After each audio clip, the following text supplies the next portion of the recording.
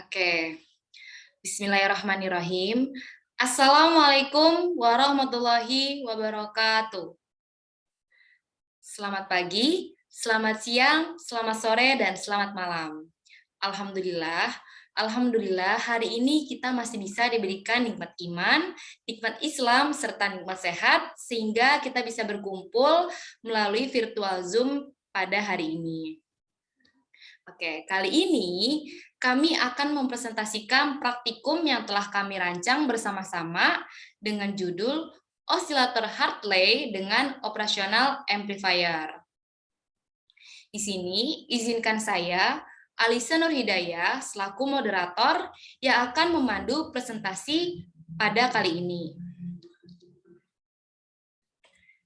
Oke, sebelum itu, perkenalkan di sini ada 4 rekan teman saya. Yang pertama ada Nala Lydia, yang kedua Aisyah Agustia, yang ketiga ada Siti Fajriyah, dan yang terakhir ada Wulan Merisa Ningtyas. Memasuki pembahasan tujuan akan dibahas oleh Aisyah Agustia. Kepadanya dipersilakan.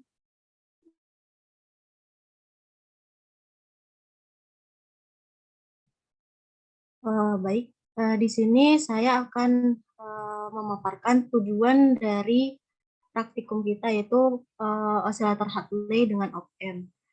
Tujuan yang pertama yaitu menganalisis rangkaian dari osilator Hartley. Yang kedua, menganalisis prinsip kerja dari osilator Hartley dengan op-amp. Tujuan yang ketiga yaitu membandingkan besar penguatan antara teori dengan praktikum. Next. Yang tujuan yang keempat yaitu menganalisis pengaruh frekuensi osilasi terhadap penguatan tegangan. Dan tujuan yang terakhir yaitu menganalisis pengaruh induktansi terhadap penguatan tegangan. Next. Baiklah, di sini dasar teori akan disampaikan oleh Nala Lydia. Kepadanya dipersilahkan. Terima kasih kepada Aisyah. Pemaparan selanjutnya itu mengenai dasar teori. Yang pertama akan dijelaskan mengenai osilator. Osilator sendiri merupakan rangkaian gabungan dari elemen aktif dan untuk menghasilkan bentuk gelombang sinusoidal atau bentuk gelombang periodenya seperti gelombang persegi segitiga. Nah, di sini kita juga menyajikan gambar diagram rangkaian osilator sederhana yang terdiri dari 2 bagian utama, yaitu bagian penguat atau amplifier. Bisa dilihat di situ ada yang bentuk segitiga. Nah, itu adalah penguat. Dan bagian umpan balik atau feedback yang bentuknya kotak. Di mana untuk menghasilkan gelombang sinusoidal itu biasanya digunakan umpan balik positif, di mana umpan balik positif ini digunakan untuk menguatkan sinyal dengan rangkaian resonansinya itu sebagai penentu dari frekuensi osilasi.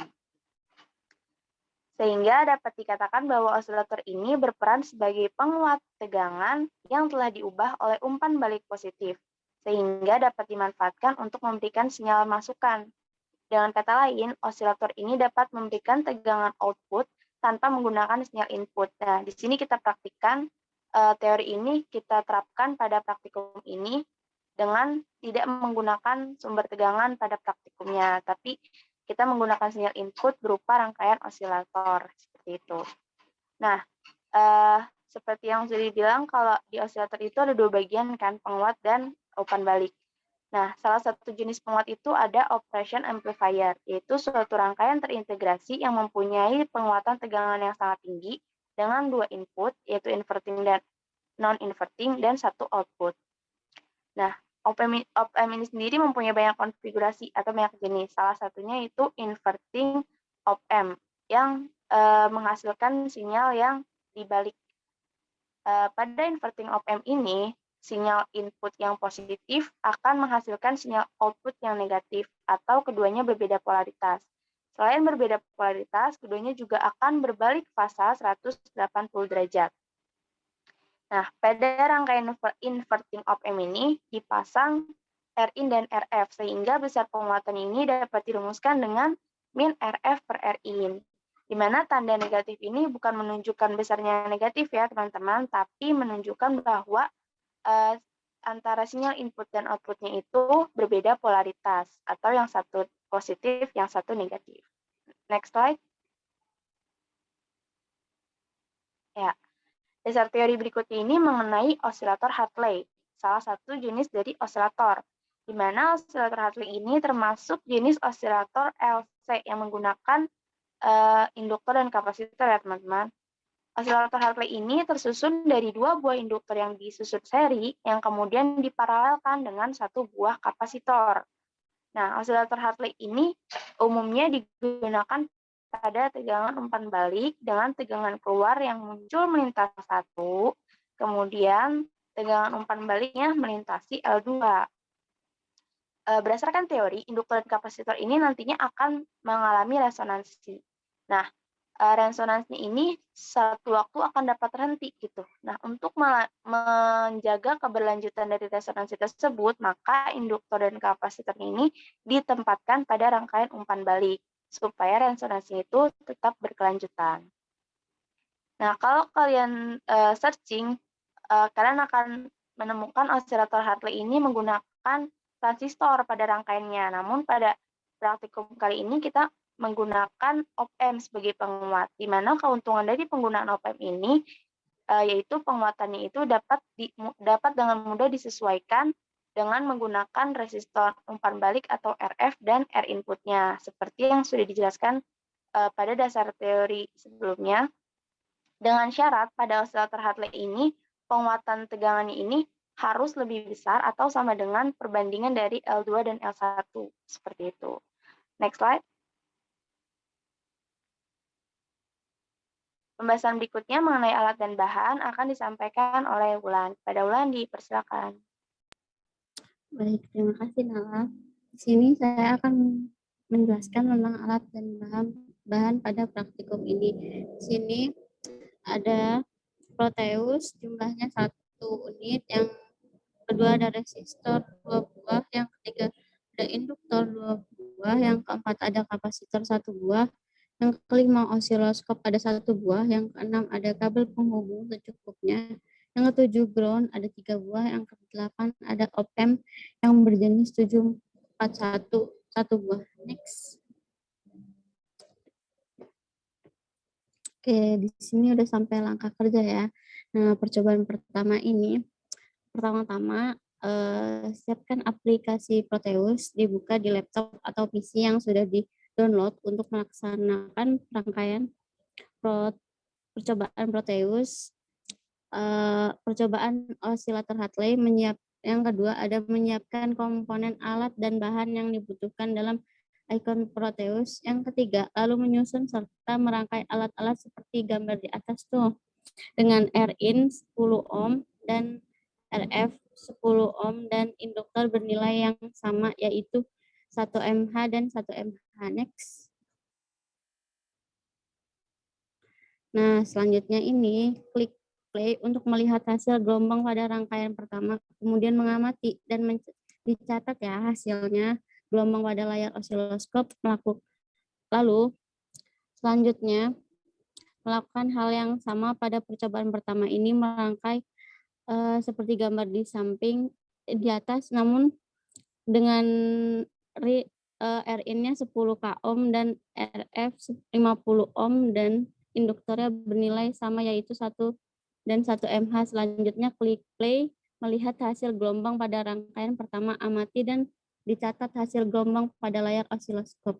Next. Nah, langkah kerja yang kedua ini sama, tapi ada bedanya nih, di induktor diganti 2 mH. Tuh, jadi next. Next. Nah, di sini ada gambar rangkaiannya nih yang sudah tersusun, tetapi balik lagi nih perbedaannya ya, ada di induktor induktor pada percobaan keduanya nih. Ada 2 mH. Jadi next. Oke, udah sampai data pengamatan. Di sini akan dijelaskan oleh Siti Fajriah. Padanya saya persilahkan.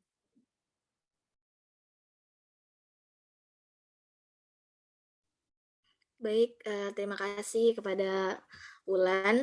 Nah, di sini saya akan memaparkan atau menjelaskan terkait data pengamatan. Tapi sebelumnya, saya akan menjelaskan terkait variabel-variabel yang digunakan pada praktikum ini, karena data pengamatan ini sering berkaitan ya dengan variabel-variabel yang kita gunakan pada praktikum.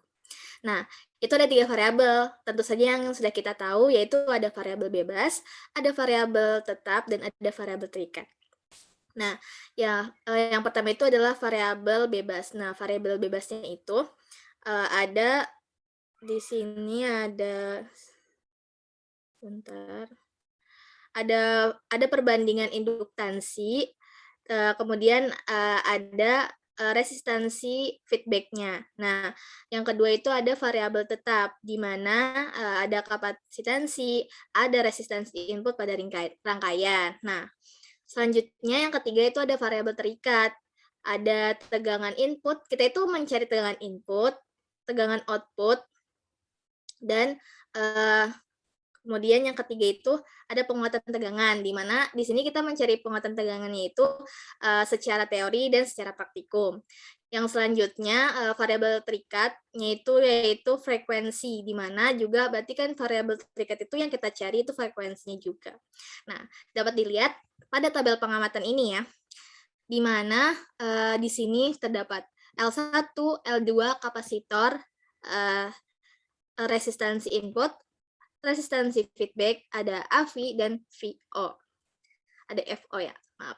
Nah, di sini ada 2 percobaan pada data di sini ya. Nah, yang pertama itu percobaan yang pertama, di mana induktor pertama dan induktor kedua itu nilai induktasinya itu sama, yaitu 1 mH. Di mana nilai kapasitornya juga bernilai 1 mikrofarad. Nah, pada percobaan pertama ini ada apa ya bahasanya itu, kita ada 2 rangkaian gitu. Nah, di 2 rangkaian ini kita menggunakan resistansi input yang sama, tetapi kita beda di resistansi feedback-nya gitu ya. Nah, yang percobaan yang ke-1 yang pertama itu resistansi inputnya 10 ohm dan resistansi feedback-nya itu 40 ohm, di mana menghasilkan penguatan tegangan min 3,93 kali. Nah, menghasilkan juga frekuensi osilasi bernilai 365,12 Hz. Kemudian percobaan pertama yang kedua, resistansi inputnya itu 10 ohm, kemudian memiliki resistansi feedback-nya itu di sini 50 ohm. Nah, menghasilkan AV-nya berapa? Di sini menghasilkan AV-nya itu min 5,15 kali, kemudian frekuensi osilasinya itu sama seperti percobaan pertama yang ke-1, yaitu 365,12 Hz. Nah, oke. Selanjutnya itu ada percobaan yang kedua, di mana percobaan yang kedua ini yang membedakan itu di induktor keduanya. Nah, di L2-nya, yaitu di mana nilai induktansinya itu ketika di percobaan pertama itu 1 mH, nah ketika di percobaan 2 itu adalah 2 mH. Dengan kapasitornya sama ya, yaitu 1 mikrofarad. Kemudian pada percobaan yang kedua ini juga ada 2 rangkaian nih, sama seperti percobaan yang pertama, yaitu percobaan kedua yang pertama itu RI-nya atau resistansi inputnya itu 10 ohm, kemudian resistansi feedback-nya itu 40 ohm. Nah, di mana menghasilkan AV min 4 kali dengan FO atau frekuensi osilasinya itu 290,78 Hz. Nah, kemudian pada percobaan kedua yang kedua dengan feedback yang beda, tentu saja itu 50 ohm, menghasilkan penguatan tegangan yaitu senilai min 4,8 kali dengan frekuensi osilasinya sama dengan percobaan kedua yang pertama, yaitu 290,78 Hz ya. Baik, boleh next. Nah, di sini ada gambar hasil percobaan. Pastinya ya dalam praktikum ini karena kita menggunakan software Proteus dengan tadi juga alat bahannya itu ada osiloskop. Nah, jadi ini nih hasil percobaannya nih sinyal-sinyalnya. Boleh sebelumnya ya. Nah, di sini kita itu menggunakan channel B sebagai input dan channel A sebagai outputnya. Nah, yang mana sih channel B-nya? Nah, ini yang berwarna biru. Nah, ini adalah inputnya. Kemudian yang warna kuning itu channel A yang sebagai outputnya. Bisa dilihat ya, kok ini tegangannya besar ya di channel A atau outputnya. Karena berarti di sini outputnya penguatannya itu memang besar gitu, didapatkan penguatannya besar. Di mana pada praktikum ini juga dihasilkan penguatan yang atau sinyalnya itu berbeda fasa seperti yang telah dijelaskan pada dasar teori.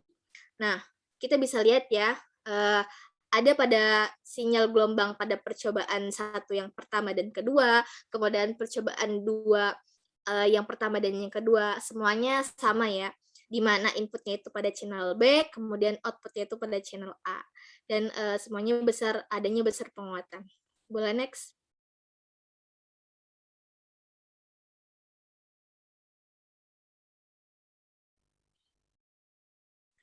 Nah, baik, pemaparan selanjutnya yaitu pengolahan data, di mana di sini ada pengolahan data pada percobaan 1, di mana ada dengan induktor yang pertama atau L1-nya itu 1 mH, dan L2-nya itu sama 1 mH juga. Nah, di sini ada diketahui seperti yang sudah saya jelaskan tadi terkait pada data pengamatan, di sini yang diketahui L pertama itu 1 mH, kemudian L2-nya itu 1 mH. Nah, apa LT itu adalah total ya, induktansi totalnya itu bisa dihasilkan dari L1, penjumlahan dari L1 dan L2. Kemudian ada kapasitor, ada resistansi input, ada resistansi feedback, kemudian ada temper diff.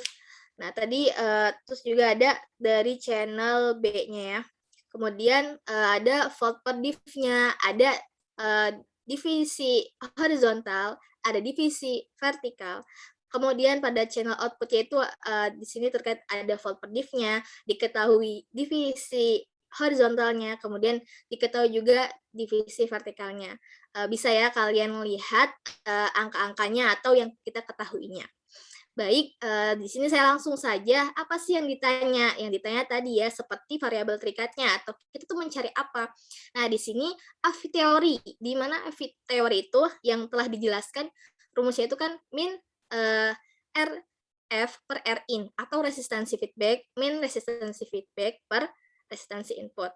Nah, kita masukin deh nilai-nilainya, di mana resistansi feedback itu adalah min 40, kemudian resistansi inputnya itu adalah 10. Min 40 per 10 itu menghasilkan min 4 kali. Itu hasil dari AFI teori. Kemudian V-in atau tegangan input, di mana rumusnya itu yang kita ketahui ya, yaitu divisi vertikal dikali volt per diff-nya. Ya, kita tahu ya inputnya itu tadi di channel mana? Di channel B.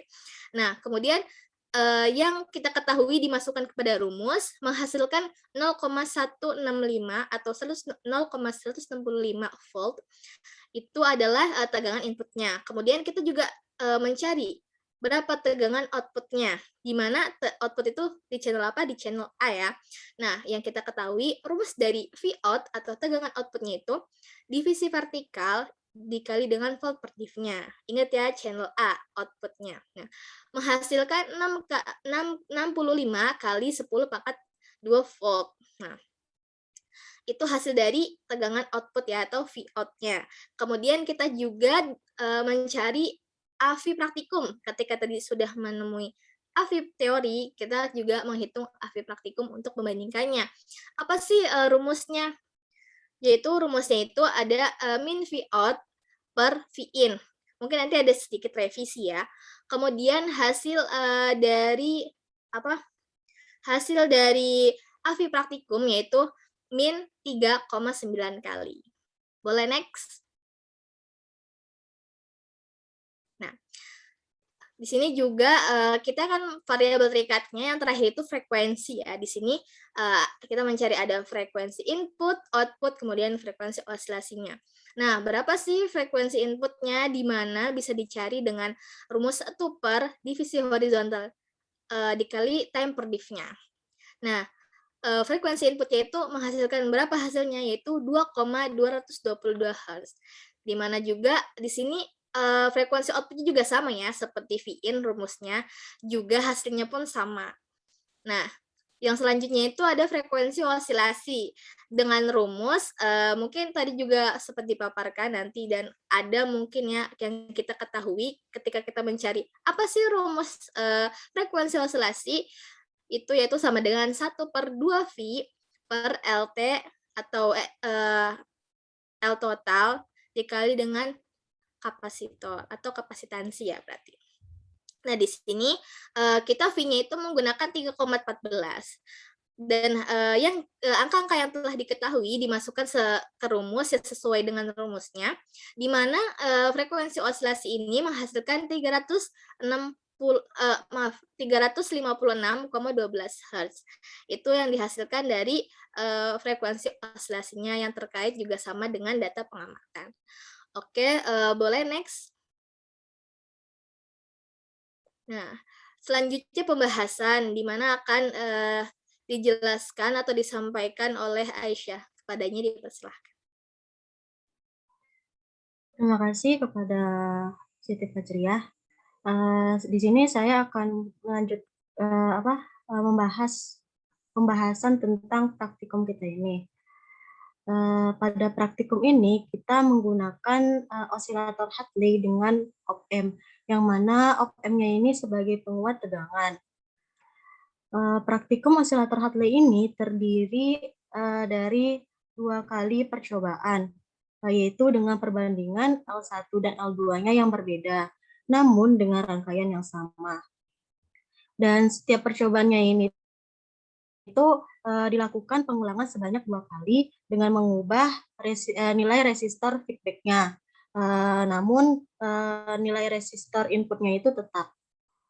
Nah, osilator Hartley ini termasuk jenis dari osilator LC, yang mana tersusun dari 2 buah induktor L1 dan L2 yang disusun secara seri, dan kemudian disusun paralel dengan sebuah kapasitor tunggal. Jadi rangkaian osilator tipe ini itu terdiri atas resonator LC dan penguat atau amplifier, yang mana menggunakan feedback LC dan inverting operational amplifier. Frekuensinya ini tuh dapat ditentukan oleh rangkaian resonansi paralel LC tersebut, dan umpan balik tegangannya ini tuh digunakan untuk mempertahankan osilasinya tersebut. Hasil praktikum dengan rangkaian tanpa sumber tegangan dapat membuktikan teori bahwa osilator Hartley ini dapat membangkitkan atau memproduksi sendiri sumber inputnya, sehingga tidak membutuhkan sumber sinyal input dari luar. Nah, prinsip kerja dari rangkaian osilator Hartley dengan op-amp ini itu tegangan AC-nya akan ditampung melalui rangkaian LC pada frekuensi resonansinya. Kemudian dari tegangan output yang dihasilkan akan kembali masuk ke dalam rangkaian LC tersebut, dan di sini terjadilah osilasi. Kemudian tegangan tersebut akan dikuatkan kembali oleh op-amp, sehingga di sini kita dapat melihat dapat menghasilkan gelombang pada osiloskop.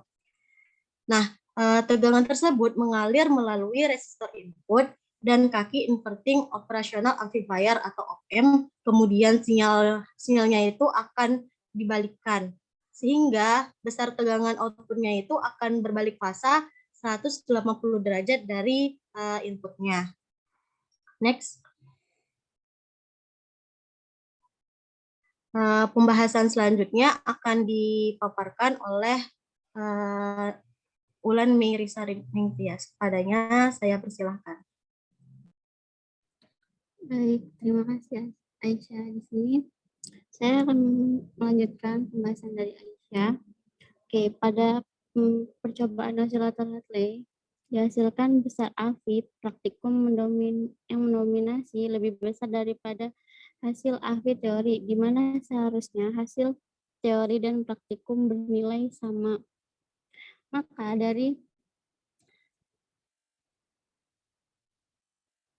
dari sebagian tegangan itu akan dikembalikan ke terminal input dan kemudian dikuatkan, kemudian akan dikembalikan lagi ke rangkaian penentu frekuensi dengan tegangan yang lebih besar dari tegangan awal, dan begitu seterusnya. Jika tegangan atau frekuensi telah stabil, maka frekuensi atau tegangan yang akan keluar melalui titik output. Nah, dari hasil percobaan tersebut, maka bahwa besar frekuensi osilasi dipengaruhi oleh total induktansi yang tidak dipengaruhi oleh besar resintansi. Hasil praktikum telah membuktikan teori bahwa besar penguatan yang dihasilkan harus lebih besar dari perbandingan kedua induktornya dengan perbandingan 1:1 dan 2:1, menghasilkan penguatan sekitar 4 atau 5 kali, di mana penguatan tersebut dipengaruhi perbandingan R feedback dan R in yang ada sedikit perbedaan tersebut terdapat terjadi karena pembacaan osiloskop yang kurang tepat. Baik, selanjutnya akan saya kembalikan ke moderator, yaitu Alisa. Pada Alisa, dipersilakan. Oke, baik. Terima kasih, Ulan. Selanjutnya mungkin di sini saya izin menambahkan sedikit mengenai pembahasan terkait kesalahan atau kendala pada praktikum osilator Hartley ini. Nah, yang dimana mungkin sama-sama kita tahu ya, pada penggunaan software Proteus ini, yang digunakan ini pun sering mengalami kendala. Bisa dibilang bisa keluar masuk gitu pada saat merangkai rangkaian. Ataupun juga sinyal pada osiloskop ini pun tidak muncul gitu pada software Proteus. Nah, kemudian selain itu juga kesalahan dan kendala pada saat praktikum osilator Hartley dengan operational amplifier ini, pada saat memaksimalkan gelombang agar terlihat sempurna pada layar osiloskop ini, kita pun harus teliti gitu dalam mengatur time per diff-nya atau volt per diff-nya dalam layar osiloskop ini. Nah, pada saat menghitung pengolahan data pun kita harus teliti atau bisa dibilang harus jeli ya teman-teman dalam melihat angka-angka yang diketahui. Nah, dan juga dalam melihat divisi pada layar osiloskop, baik divisi horizontal maupun vertikal yang kotak-kotak itu, kita pun harus teliti dan juga harus jeli. Oke.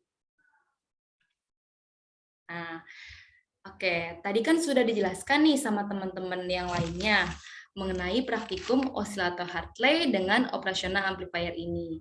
Nah, lanjut ke pembahasan yang terakhir mengenai kesimpulan. Kesimpulan yang pertama, pada praktikum osilator Hartley ini, rangkaian osilator Hartley ini terdiri dari 2 buah induktor yang disusun secara seri dan diparalelkan dengan 1 buah kapasitor, yang dimana dapat menghasilkan penguatan tegangan yang lebih besar atau sama dengan perbandingan 2 nilai induktansi. Kesimpulan yang kedua, osilator Hartley ini juga rangkaian gandengan induktor dan kapasitor yang menghasilkan resonansi serta menggunakan operational amplifier sebagai penguatan tegangannya. Kemudian, kesimpulan yang ketiga, pada percobaan osilator Hartley ini dapat menghasilkan penguatan tegangan, teman-teman, yang dimana akan dibandingkan nih besar penguatan tegangan teori dengan praktikum, dan dihasilkan besar praktikum ini lebih besar ternyata. Lebih besar mendominasi daripada besar penguatan tegangan teorinya.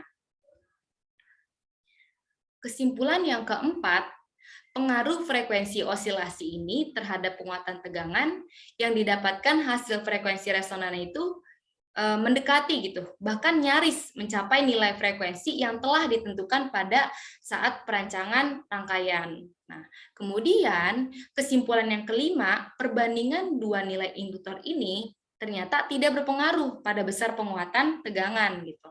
Namun berpengaruh pada apa? Pada besar penguatan tegangan itu harusnya lebih besar gitu, agar dapat kita bandingkan kedua nilai induktornya. Oke, mungkin itu saja pemaparan dari presentasi praktikum osilator Hartley dengan operasional amplifier. Kurang lebihnya mohon maaf, dan bila ada pertanyaan boleh di kolom chat GCR ini. Mungkin itu saja. Wabillahi taufiq wa hidayah. Wassalamualaikum warahmatullahi wabarakatuh. Semoga mudah dipahami ya teman-teman. Dadah.